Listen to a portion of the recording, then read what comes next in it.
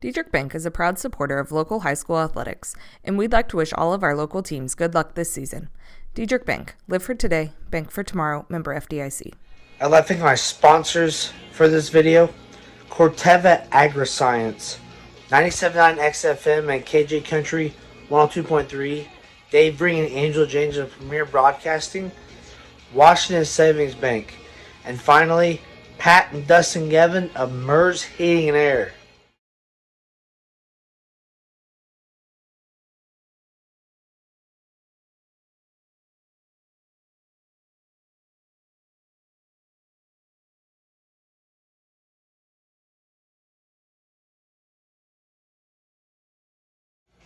Here are the highlights from the state semis battle as St. Anthony Bulldogs faced off against Chicago Hope Academy. Remember, back in 2017, these two teams battled for the state semis as well in Peoria. They meet again 8 years later. Pretty crazy. Here are the highlights. Hope you guys enjoy. Thank you all so much for watching. Where they're at, that is going to be a fun matchup. To this point, you're in the Final Four. Everything is going to be difficult. You see Anthony Bulldogs.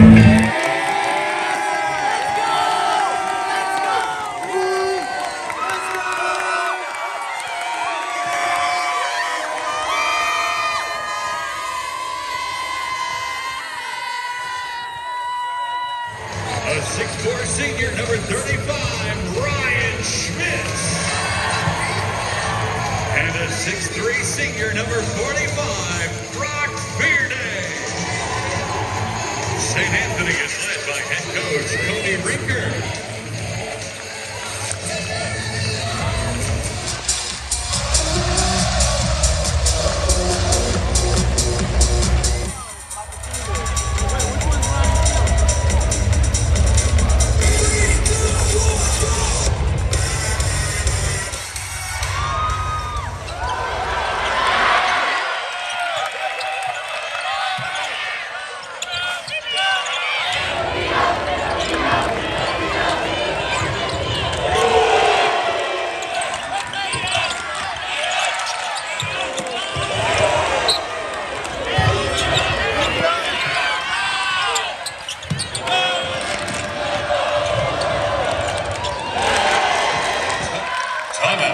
Hope Academy.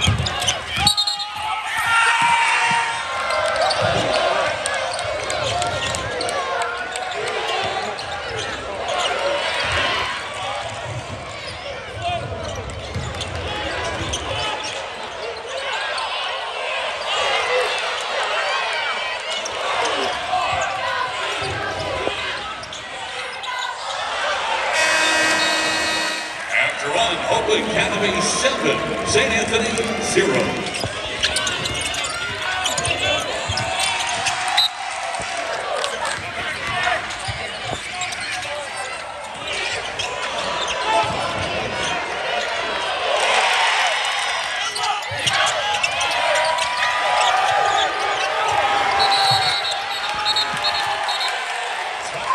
A digital version of the official state foul.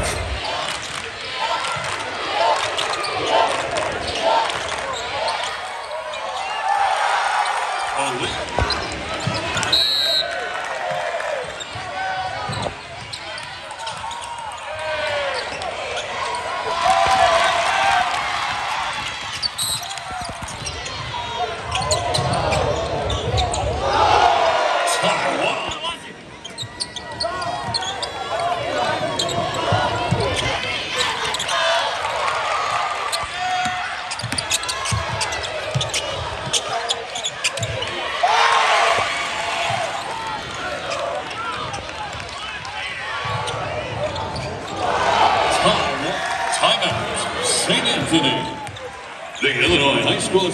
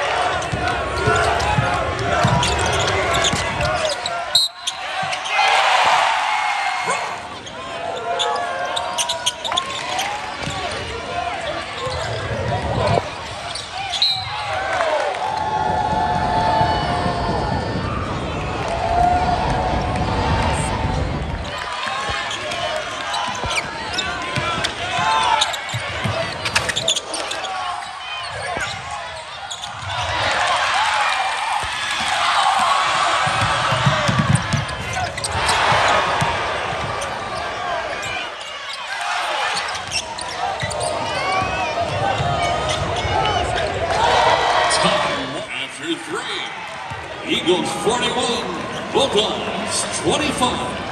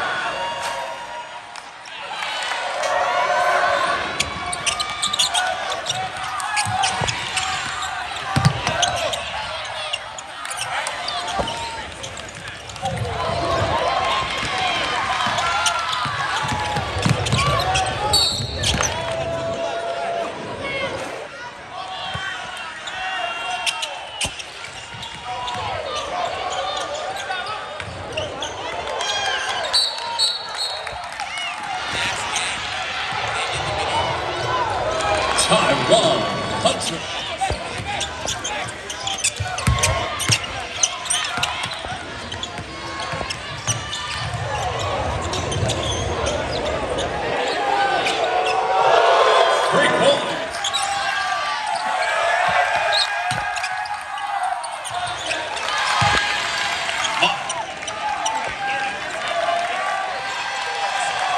Now,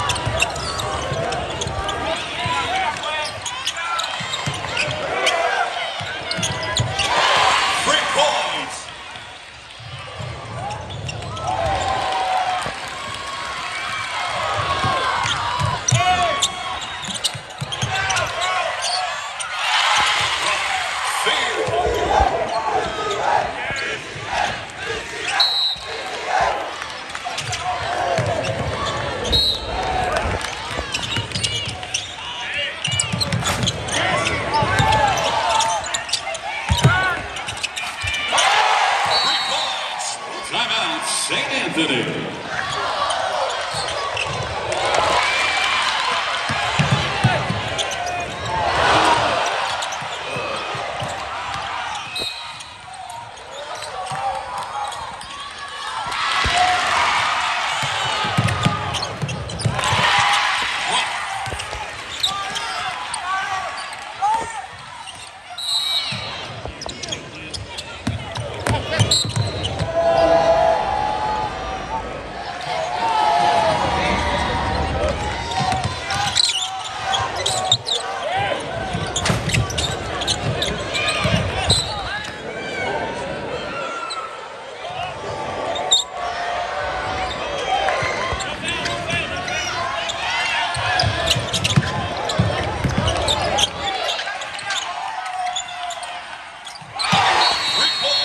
Timeout, St. Anthony.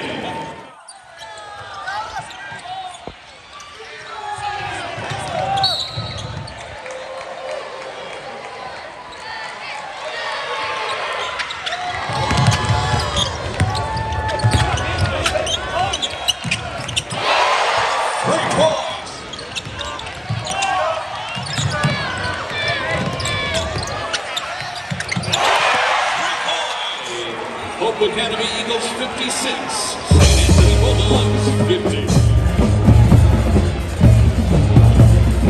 50. Coach, talk about two All-Staters at Brock Freeday and Ryan Schmidt. What was your kind of the number one game plan on the two? Well, watching the tape with this team was pretty much 45 and 35 was our key on those guys.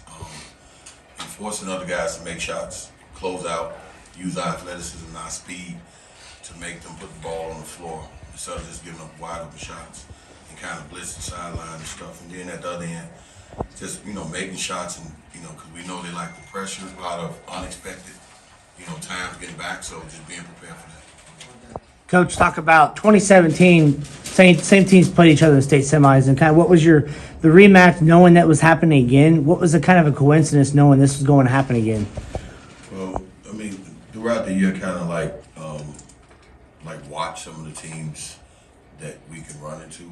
But for me, it's always what I teach these guys is what we do, and I feel what we do is good enough on the floor, as long as we understand our keys and moments and being in these situations. I think it comes down to any player. Every game you play, going into the playoff, the closer you get, the anticipation, the nerves, all that stuff come into play. I think, being a player in moments kind of helped me more relax, and they take their keys on how I am. So I got to keep them calm in the moment and just guide them on the floor to what's going on and what they're seeing, and they do a great job of pretty much following those keys. Your defense, did you do anything differently today, or is this the same defense you typically play? And did you think your defense is what set the tone for the early part of the game? Yeah, because what we did today, we run different styles. We try not to give as much up on tape, depending on game plans, where teams can just try to wallow through a lot of games and not see the same thing. And then personnel on how we switch certain guys. But we knew once that ball was flung back and forth, we wanted to know what 45 and 35 was at all times. And to take away their drives and their catch and shoot to make them put the ball on the floor against some of the fast, athletic defenders and stuff. So today, that's the one thing we changed in blitzing the sideline. We done it probably early on in the season, but today we did it more watching in terms of they don't throw a lot of skip passes. So we kind of seen that. That's why we was able to blitz a lot on the sideline. Start the game off, you guys just could not miss, but the three-pointers just kept going in. Was it more of an impressive motion on you as a coach, knowing that, especially in the second half, you guys made several threes? For us, we try to make the read a lot easier in terms of like what I do is sit down my point guard on the backside is like having our corner shooter. I mean, most of the time in high school is like you don't just tell a guy shoot every time you open. Well, that's Malik's job, you know, is to be there, and then that's what you do. And even if you miss three, we got to open the game. And what happens when that get going, it opens the game for Jaden and Dom and Trent to now attack the boards and rebound. And now you got to keep somebody out there. And I got two athletes that pretty much, you know, going in and rebound with the best of them. You know, I told the guys we need to be within this half going up at least 15 to 16 points at half. Because I say, at the end of the quarter, what I told the guys, I say, look, yeah, they ain't scored, but it's 7-0, which means 2 threes, and before you know it, momentum shifts like crazy. So that's what I kept emphasizing. We need to go into this half at least up 15. Coach, what would you compare the Chicago area compared to like the St. Anthony team that you just saw and the defense you played? How would you compare the kind of the style you played up there down here? What's different with St. Anthony, what I pretty much enjoyed with what their coach did was, in this day and age of basketball, it's more free-flowing, allowing guys to play, make plays, and not hold back. And watching 35 and 45, what was more impressive about those guys, even in a moment, those guys, you know, I told them, they're not going to stop. You know, and the fact that they kept coming, even when they was down 15 or 20 points, that's why one of the biggest things watching them was like, okay, the coach allowed them to play and allowed them to get comfortable in what they're doing. And once the coach gives you that confidence to go out there and take shots, be a playmaker, it's a lot easier for a kid to just play and not think as much. And you can see towards the end, number 45 hit a couple miraculous threes with 2 guys in his face. One of those days where it seemed like we couldn't get anything inside to then open up anything outside. We were working, you know, we wanted to move the basketball, move the defense, shift it around. Thought Hope did a great job of, you know, attacking us when we got to the corners, and we didn't have a lot of passing lanes to then that we could see to get the ball to the middle and then to move it around, you know, to get that ball swinging. Their length really got in the passing lanes, which gave us some trouble as well. You know, I thought we had some decent looks that just didn't go down for us, obviously for the first 10 minutes or so of the game. And you put yourself in a hole like that, even if it was only, you know, we felt okay. Obviously we weren't scoring, but when it was only 9, you know, it was still just 9. I mean, it's 3 shots for us and we could tie it up, but obviously that's not the way the game started to go. So, and then when you dig yourself a hole like that, you can't get back to the game plan you started with, and you had to just kind of throw some stuff at the wall and see what stuck. You guys were down big, down 20 points, and you guys came back. I mean, you started hitting some shots, and you created some turnovers, and I mean, Yeah. it's just one of those things where you ran out of time. Right. I mean, we didn't come all the way up here to sub out with 3 minutes to go, so we were going to play to the final horn, or until it was impossible to make the comeback. So yeah, we got hot there late. Wish it would have happened a little sooner. So these guys, but unfortunately, that's the way it goes sometimes. So yeah, we weren't going to quit, and that's what our program's about. That's how we play, and like I said, unfortunately, it just didn't happen soon enough. Talk about when Ryan went down, Cody, and then of course Brock kind of carried the load there, and 2 All-Staters going at it. Obviously, both of them didn't have their greatest game, but Brock still kind of led the way there late in the game. Yeah, I mean, we had to have some shots. We had to get a lot of shots in a hurry. We had to get a lot of points in a hurry to try to get ourselves at least even a fighting chance like we did. So, yeah, it was difficult, obviously, with both guys, with Ryan and Will, both battling those ankles there in the late part of the game. Not our normal strength, not our normal rotations, you know, but hats off to the guys who stepped up and made some plays. Yeah, Brock did a good job there of finding the basket, and hopefully we can carry some of that momentum into tomorrow morning. Did they surprise you at all with anything? I knew that you just played Meridian, which was a similar lengthwise quickness team.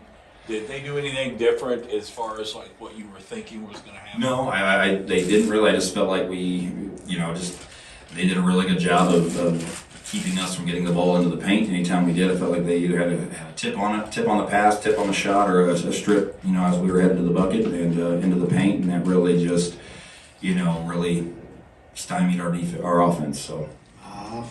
Well, we digged ourselves a big hole. We just took too long to dig ourselves out. And we didn't hit enough shots before 3 minutes to go in the game. I would say probably trying to get to the basket. I mean, they were digging. I mean, they were hacking and everything. They were getting to the ball and everything, and trying to, they were just everywhere basically, and trying to, get out to our open guys and get the shooters. Our shooters, it was hard. They played really good defense. When you're trying to take away Hale, trying to take away Hunter there, so you got to give them something. We were willing to try to take our chances with, having him shoot tough shots over us, and unfortunately we had to help so far in on Hunter that, he had a little extra time and space to shoot him. I thought when we got to him, he still missed 6, at least according to the stats I have here, 4-10. So we just had too far to go to close out. And Number one, you get it to 6 late. I mean, we're in the final 30, 25 seconds of the first half. Then the Meredith kid hits the 3, and then obviously the 90-footer at the buzzer. And then third quarter, again, coming back.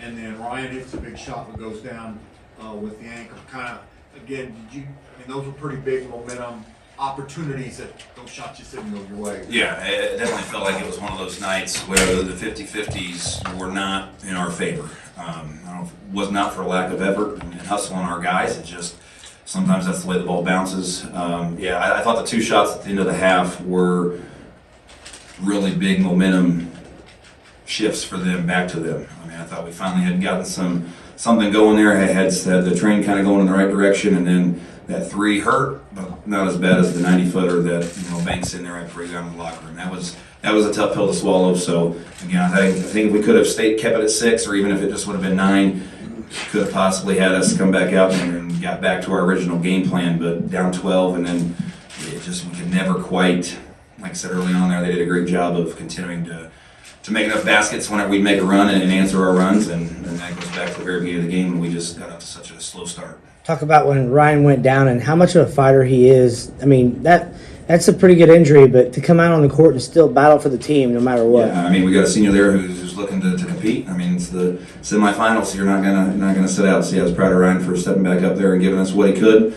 Obviously, just there too late. We needed some better angles on the court with the guys we put out there, and then credit to Johnny and Miles for stepping up and doing what they could.